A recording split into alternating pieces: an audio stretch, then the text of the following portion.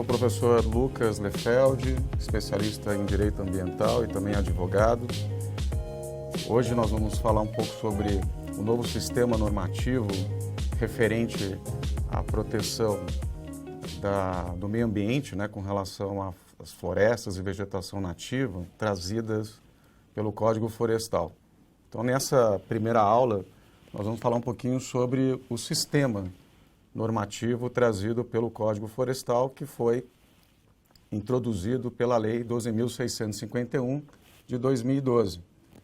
Mas para que a gente possa falar um pouco sobre essa legislação, que é extremamente complexa, na proteção de reserva legal, de áreas de preservação permanente, ou até mesmo áreas de uso restrito, é muito importante que a gente trabalhe um pouco o histórico, dessa legislação, ou seja, os fundamentos aí com relação a esse novo Código Florestal, tão polêmico até os dias atuais. Nesse sentido, nós podemos trazer aqui, para falar um pouquinho sobre esse histórico, as legislações anteriores. Nós, na verdade, começamos a falar sobre proteção florestal, ou proteção de vegetações nativas e florestas, em especial pelo decreto número 23.793, de 1934, que foi, na verdade, aprovado, introduzido pelo presidente Getúlio Vargas à época. E esse decreto já trazia a necessidade de proteção de 3/4 da área de vegetação do imóvel rural.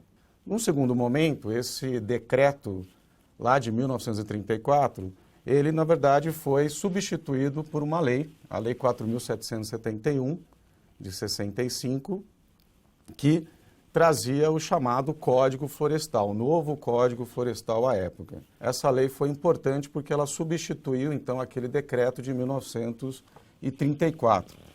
Então, a Lei 4.771, de 65, essa lei trouxe o chamado novo Código Florestal e que trouxe também aí percentuais, por exemplo, de proteção de reserva legal. Na área da Amazônia Legal, por exemplo, 80% da propriedade rural, 35% na área de cerrados e até 20% com relação às demais regiões. Bom, seguindo uma ordem cronológica, após o Código Florestal instituído pela Lei 4.771 de 65, esse código já foi revogado, nós tivemos aí alguns documentos internacionais muito importantes. Então, por exemplo, nós tivemos a Conferência das Nações Unidas sobre Meio Ambiente Humano, que foi em Estocolmo, em 1972, que trouxe uma declaração com diversos princípios relacionados à proteção ambiental. Então, essa conferência das Nações Unidas, em Estocolmo, em 1972, trouxe uma série de princípios importantes, uma declaração, portanto, um documento internacional que serviu como base para a formulação da legislação dos países, componentes da Organização das Nações Unidas, dos países signatários dessa declaração, como o Brasil.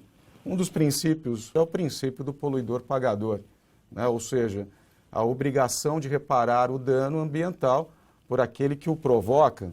Ou seja, essa conferência trouxe os princípios, trouxe as normas gerais para que depois os estados, então, pudessem, na sua legislação interna, pudessem fazer aí, estabelecer as normas relacionadas à proteção ambiental. No nosso caso, após essa conferência das Nações Unidas sobre o Meio Ambiente, nós tivemos, como país pioneiro, a Lei 6.938 de 81. Essa lei, ela instituiu a chamada Política Nacional do Meio Ambiente. Então, nós estamos falando aí na década de 80, logo após a conferência, tivemos, então, a publicação, ou seja, a promulgação e publicação da Lei 6.938 de 81, que trouxe de forma pioneira a Política Nacional do Meio Ambiente em todo o território brasileiro. Ela traz os instrumentos administrativos relacionados à proteção ambiental, como o licenciamento ambiental, como a avaliação de impacto ambiental, como também os padrões de qualidade com relação ao ar, com relação à água, né? O zoneamento ambiental, que é muito importante, né? Ou seja, nós temos vários instrumentos administrativos que até hoje são utilizados para todo o território brasileiro por meio da lei que instituiu a Política Nacional do Meio Ambiente, né? Essa lei também trouxe, né, o chamado Sistema Nacional do Meio Ambiente, que é o conjunto de órgãos que trabalham, né, ou seja, a proteção do meio ambiente por meio da execução das políticas ambientais, né, como, por exemplo, o CONAMA, nós temos o IBAMA, nós temos também os órgãos estaduais, regionais e até mesmo municipais para a fiscalização quanto à proteção do meio ambiente.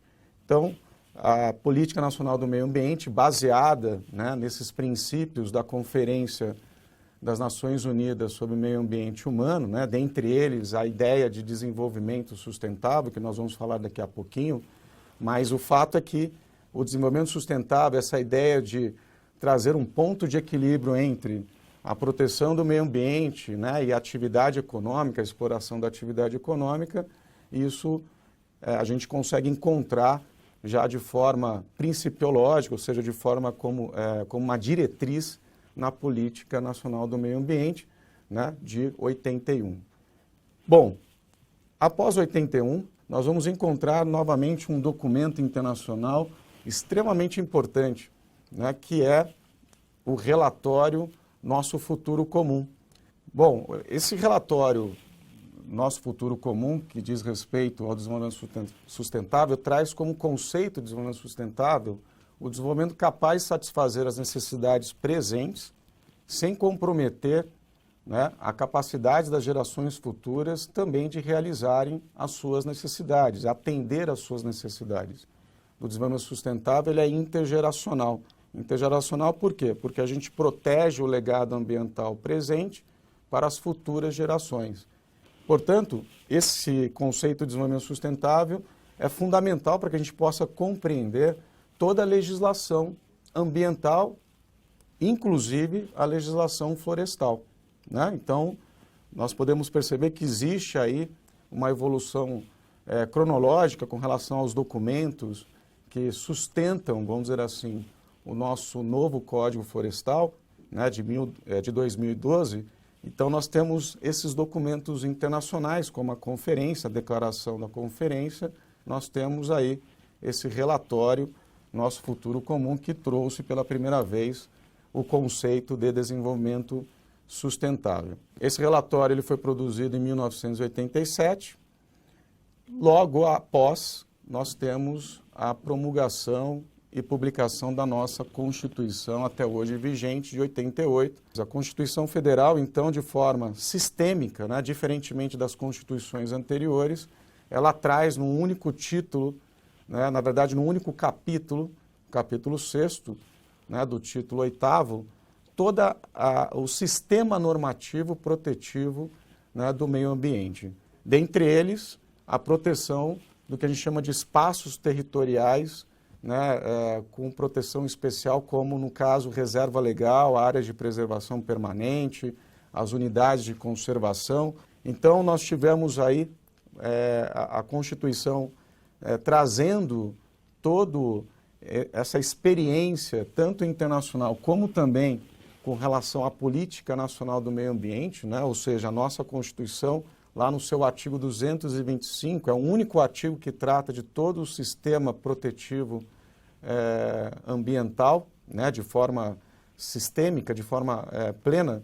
Lá no artigo 225, nós vamos encontrar essa ideia de desenvolvimento sustentável, né? Diz o artigo 225 que todos têm direito ao meio ambiente ecologicamente equilibrado e aí de responsabilidade não só do Estado, mas também, né, da sociedade, no sentido de preservá-lo para as presentes e futuras gerações, né? Na verdade, a Constituição ela tenta sempre buscar esse equilíbrio entre a exploração econômica e a proteção do meio ambiente. Para vocês terem uma ideia da importância dessa matéria, lá no artigo 170, que diz respeito à nossa ordem econômica, que cabe à livre iniciativa, nós temos também a preservação do meio ambiente. Ou seja, você pode explorar a atividade econômica, mas sempre levando em consideração a proteção ambiental. Então, nós temos outros momentos também na Constituição em que nós temos a importância do meio ambiente. Por exemplo, nós temos a competência, né, tanto da União, dos estados, dos municípios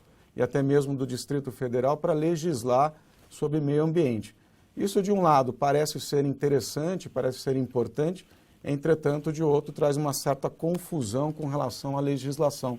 Então, existe essa confusão também pelo fato da nossa Constituição ter aberto aí a possibilidade de todos os entes da federação legislar e administrar aí questões relacionadas ao meio ambiente, né? Então, o artigo 23, o artigo 24 da Constituição traz essa preocupação. Bom, então, como vocês podem observar na tabela, podemos perceber aí a complexidade, né, dessa nova legislação.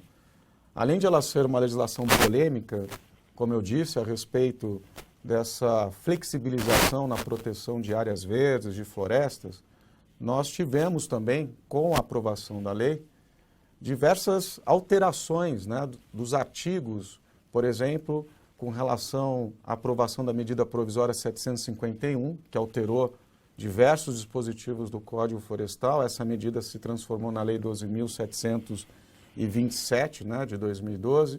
Nós tivemos também a impugnação de diversos dispositivos, como vocês viram aí, 14 dispositivos impugnados por ações diretas de inconstitucionalidade, movidas, né, pela Procuradoria-Geral da República, né, a ação direta de inconstitucionalidade 4901, 4902, 4903.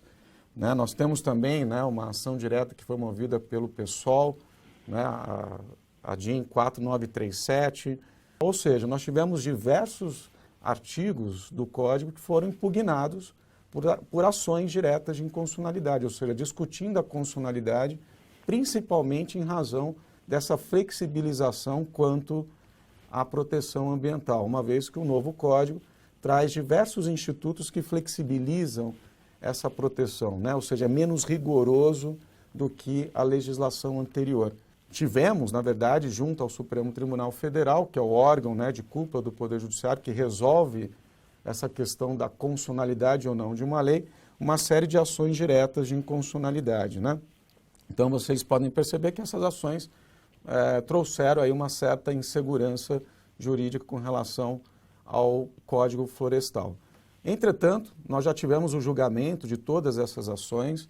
O Código, não obstante, né, 48 dispositivos impugnados, ele foi considerado constitucional na sua maior parte, e isso acabou dando legitimidade a essa nova legislação trazida pelo Código Florestal. Juntamente com o Código Florestal, nós tivemos também uma regulamentação feita pelo Executivo. Eu trouxe aqui alguns decretos importantes, né? O decreto 8.235 de 2014, o decreto 8.780 aí de 2012, são decretos muito importantes que regulamentam, vamos dizer assim, o Código Florestal, em especial o chamado Programa de Regularização Ambiental e também o Cadastro Ambiental Rural, né, que são institutos trazidos pelo novo Código Florestal e são extremamente importantes, né? O cadastro ele é obrigatório, né, para todos os proprietários e possuidores rurais, e o Programa de Regularização Ambiental é um programa que permite a recuperação de áreas degradadas e alteradas. Nesse primeiro momento, a ideia dessa aula foi no sentido de mostrar essa primeira ordem cronológica de alguns diplomas normativos importantes para a configuração do sistema legislativo brasileiro trazido pelo Código Florestal e, num segundo momento, mostrar que o próprio Código Florestal, né, na sua criação, passou aí por diversas alterações e também impugnações que foram recentemente resolvidas. Uma linha aí na nossa tabela, né, a Lei 15.684 de 2015, que é a lei, na verdade, que instituiu o Programa de Regularização Ambiental no Estado de São Paulo, mas porque ela, embora seja importante, ela também foi considerada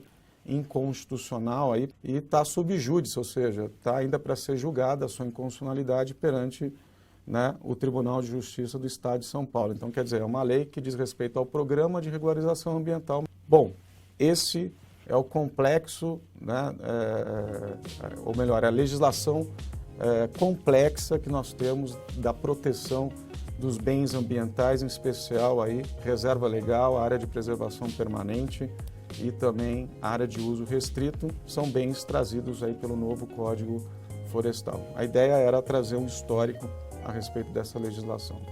Muito obrigado.